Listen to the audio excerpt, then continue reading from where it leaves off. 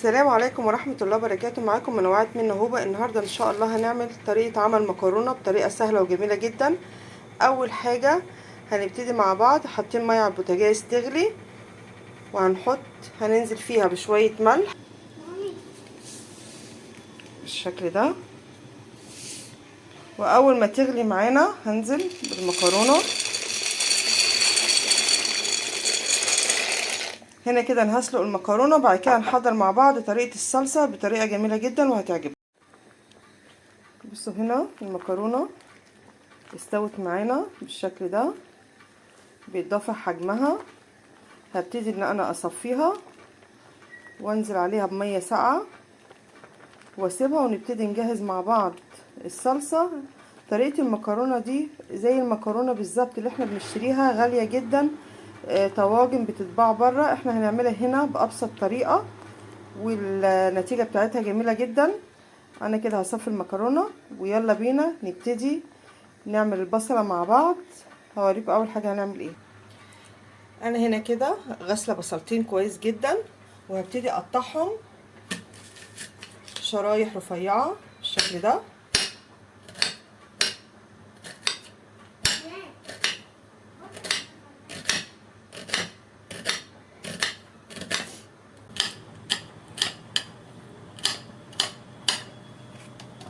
وكده البصل بعد ما قطعناه بنفتحه مع بعض بالشكل ده اهو كده كده. وبجهز حله وبنزل بيها في الزيت، وهنبتدي نحمر البصل ده مع بعض. يلا بينا كده. بولع بوتاجاز، بنزل بحله وبنزل بالزيت بالشكل ده. اول ما هيبتدي يسخن معانا هبتدي انزل بالبصل. طبعا احنا فتحنا البصل كله.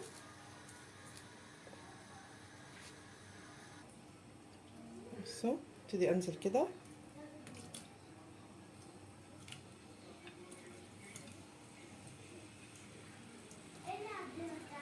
وطبعا مع التقليب المستمر هنبتدي نحمر البصلة زي ما بنحمرها كده للكشري اهي بالطريقة دي.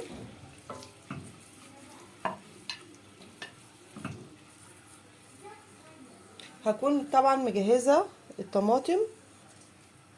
هغسل الطماطم كويس جدا وهضربها في الخلاط، ونكون مجهزين معلقتين صلصة. واول ما نحمر البصلة هوريكم هنعمل ايه. بصوا هنا البصلة اتحمرت معانا بالشكل ده. هسيبها تتحمر كمان سنة اهي بالطريقة دي كده، وهبتدي اطلعها. وفي نفس الحلة اللي انا عملت فيها البصلة هعمل فيها الصلصة. هقلبها شوية بالشكل ده هنا كده اهي. بص البصل عامله معانا ازاي بالشكل ده. بصفيها وبنزل بيها في طبق اهي كده.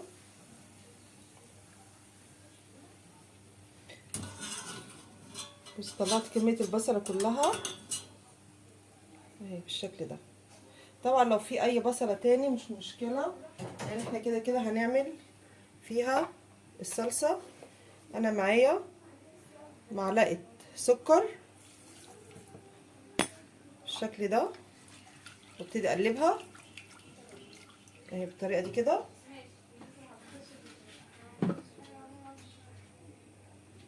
طبعا الزيت هنا سخن معانا فبقلب شويه. بعد ما قلبتها بالشكل ده اهي هبتدي انزل معلقه ثوم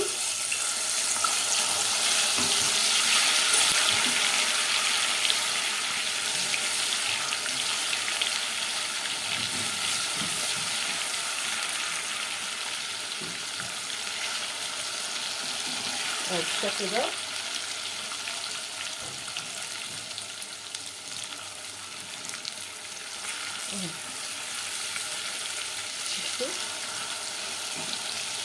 اول ما التومه تبتدي تصفر معانا هنزل بمعلقتين صلصة بالشكل ده كده. ادي معلقتين صلصة، وابتدي اقلبها كده.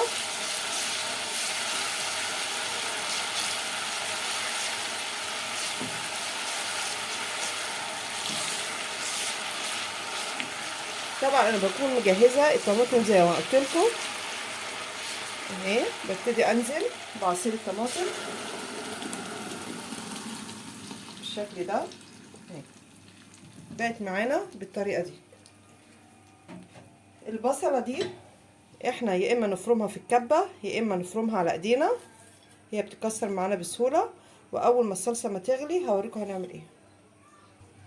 بصوا هنا طبعا قبل ما احط البصله انا هنزل فلفل اسمر بالشكل ده، كمون،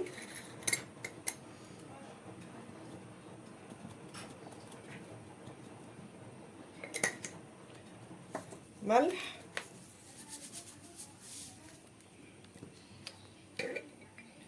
زعتر، واللي مش حابب الزعتر ما يحطش، مكعبين ماجي اهو بالشكل ده. نبتدي اقلبها كده اهي. واول ما تغلي طبعا انا هفرم البصله وهرجع لكم هوريكم هنعمل ايه. طبعا هنا كده الصلصه غليت، ببتدي انزل اهي بالبصله. انا فرمتها بالشكل ده وبنزل بيها اهي كده. طبعا على ما الصلصه تتسبك معانا احنا هنا كده هنعمل شطه الزيت زي المحلات بالظبط اهو. بصوا ابتدي اقلبها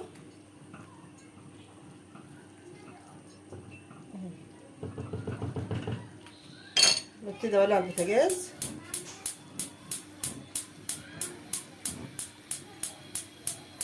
بالشكل ده. احط طاسه وهنزل شويه زيت بالطريقه دي كده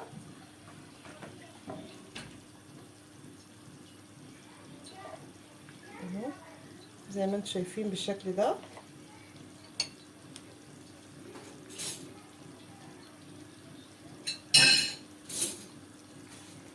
هنا الزيت اول ما بيبتدي يسخن معايا انا ببتدي انزل بمعلقه شطه اهي، طبعا حسب الكميه اللي انت عايزاها اهو بالشكل ده. وببتدي اقلبها كده بص شكلها عامل ازاي اهي.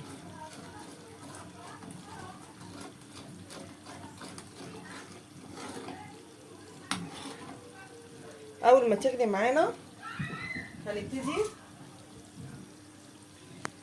اول ما تغلي بنبتدي بقى نعمل ايه. بص هي هنا كده ابتدت تغلي معانا، بناخد شويه صلصه من هنا وننزل بيها بالشكل ده. ناخد كمان حبه اهي وببتدي اقلبها بالشكل عامل ازاي كده. الشطه بقت جاهزه معانا والصلصه على البوتاجاز. هنا هندفع عن الشطه اهي خلاص احنا خلصناها بالشكل ده اهو. بصوا ببتدي اهو انزل بيها. بصوا شكلها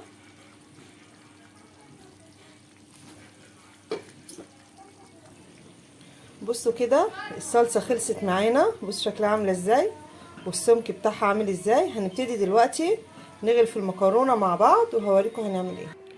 هنا كده احنا في طريقتين معانا للتقديم. اول حاجه انا حطيت هنا المكرونه وابتدي اقلب الصلصه اهي بالشكل ده، وببتدي انزل كده على المكرونه اهي بالشكل اللي انتوا شايفينه ده وهبتدي انزل بالشطة كده. بصوا بس شكل المكرونة عامل معانا ازاي. بصوا اهي. حابين بقى تحطوا فيها لحمة مفرومة، حابين تحطوا فيها فراخ، حابين تقطعوا فيها سجق، حابين تعملوا فيها اي حاجة بتبقى جميلة جدا. بصوا طعمها جميل جدا. وفي طريقة تانية برضو للتقديم. بص الطريقة التانية، انا كده حطيت في نص الطاجن مكرونة وبنزل شوية صلصة بالشكل ده كده، وبنزل بنص مكرونة تاني اهي كده. دي انا بدخلها الفرن، اللي حابب يعمل كده براحته واللي حابب يعمل كده براحته اهي بالطريقة دي كده. وبنزل بباقي الصلصة دي. طبعا لو انتوا هتحشوا فيها اي حاجة او لو عايزينها كده بس من غير ما تحشوها، وبتدخلوها الفرن 10 دقايق. وبصوا هنا انا حبيت قبل ما ادخلها الفرن انزل بشوية جبن بالشكل ده اهي الطريقة دي كده اهي. وهبتدي ادخلها الفرن وهوريها لكم. وهنا كده بعد ما طلع معانا اجمل طاجن بالطريقة دي. بصوا بصوا الشكل اهي. بصوا عاملة ازاي بالشكل اللي انتوا شايفينه ده. بصوا المنظر اهي. جربوا الطريقة دي جميلة جدا وهتعجبكم، ومكوناتها موجودة في كل بيت. يا رب لو عجبكم الفيديو ما تنسوش تشتركوا في القناة وتفعلوا زر الجرس عشان يوصل لكم مني كل جديد. معاكم منوعات من نهوبة. مع السلامة.